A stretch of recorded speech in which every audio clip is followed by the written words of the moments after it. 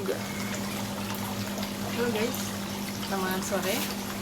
Selamat ketemu kembali di channel saya Belajar Hukum Praktis dalam kuliah outdoor. Sudah lama tidak ketemu, tetapi kali ini saya ingin memberikan penjelasan, pencerahan barangkali ya, untuk teman-teman yang lain yang di luar hukum barangkali, untuk bisa memahami apa sih esensinya hukum itu sendiri, apa fungsi hukum. Sebab kita lihat bahwa saat ini banyak sekali persoalan-persoalan mendasar di bidang hukum yang sebenarnya tidak perlu terjadi persoalan-persoalan itu kalau semua kita memahami apa fungsi hukum itu. Saya mulai dengan hukum itu apa sih? Gitu ya. Di dalam ketika mahasiswa untuk semester 1 memang diberikan beberapa definisi hukum itu sendiri.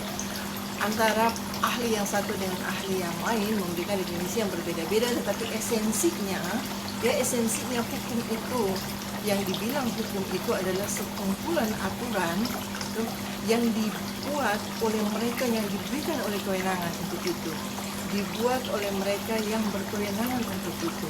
Untuk apa? Untuk mengatur interaksi masyarakat, untuk mengatur perilaku masyarakat di bidang tertentu, dan tujuannya agar supaya masyarakat itu tertib. Oleh karena itu hukum itu memiliki sanksi. Jadi sebenarnya sederhana ketika kita mendefinisikan hukum itu. Unsur-unsurnya ada 4. Yang pertama adalah sekumpulan aturan. Aturan itu yang mengatur, sifatnya mengatur.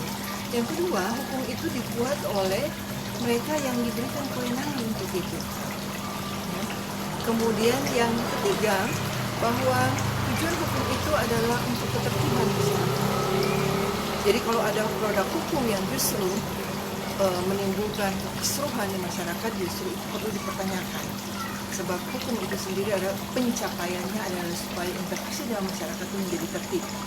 Kemudian unsur yang keempat adalah ada sanksi. Ya, apa fungsi sanksi? Nanti kita bicarakan selanjutnya. Nah, oleh karena itu ada yang bertanya, kita akan bicara masuk pada perbuatan hukum, peristiwa hukum, subjek hukum, apalagi yang seringkali meliputi aspek daripada hukum itu sendiri ketika kita berbicara tentang hukum. Sekarang kita mulai dengan subjek hukum. Apa itu subjek hukum? Subjek hukum itu adalah pemikul hak dan kewajiban.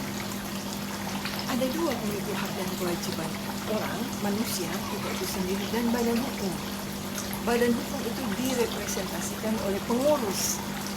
Siapa itu pengurus? Mereka yang terdapat nama-namanya di dalam akte pendirian perusahaan itu sendiri. Nah, sekarang yang kita bicarakan adalah manusia sebagai subjek hukum. Subjek hukum itu adalah pemikul hak dan kewajiban. Kita, manusia, adalah pemikul hak dan kewajiban. Hak dan kewajiban itu dalam diri seseorang melekat seperti ketika kita melihat mata uang koin. Ada hak, ada kewajiban. Hak dan kewajiban itu menempel erat, tidak bisa terpisah. Fungsi hukum adalah memposisikan agar supaya hak dan kewajiban itu berada pada tempatnya. Contoh sederhana adalah ketika kita melakukan satu perbuatan, atau ketika kita akan melakukan transaksi jual beli, atau dengan mudah kita melihat di mana apa itu hak dan kewajiban. Jadi ketika kita masuk ke dalam satu toko atau supermarket, itu kita mengambil barang. Barang itu menjadi hak kita. Tetapi ada kewajiban yang harus kita lakukan, adalah kita melakukan pembayaran terhadap barang yang kita ambil. Hak kita, barang yang kita sudah pegang. Kewajiban kita adalah melakukan pembayaran. Kemudian si kasir ya, atau si owner dari toko itu memiliki apa yang menjadi haknya, adalah menerima pembayaran dari kita, dan kewajibannya membeli barang, memberikan barang itu kepada kita. Esensinya itu, yang berinteraksi di tengah masyarakat adalah hak dan kewajiban. Kalau di sini ada hak, maka di tempat lain ada kewajiban. Kalau kita sudah mendapatkan hak, tetapi kita tidak melaksanakan kewajiban kita sebagaimana mestinya, maka ada hak orang lain yang tidak terlaksana dengan baik. Sebagai contoh jual beli tadi, di situ fungsi hukum mengatur agar supaya hak dan kewajiban itu berinteraksi dengan baik. Karena kalau tidak, maka akan tercipta ketidaktertiban. Contoh sederhana tadi, ketika kita mendapatkan barang, kita harus melaksanakan menjadi kewajiban. Kalau tidak, maka akan ribut, kita akan dituduh sebagai pencuri. Begitu seterusnya, ketika kita melakukan belanja yang lain-lain, akhir-akhir ini sering menimbulkan kekisruhan karena masing-masing kita tidak memahami apa yang menjadi hak dan kewajiban kita.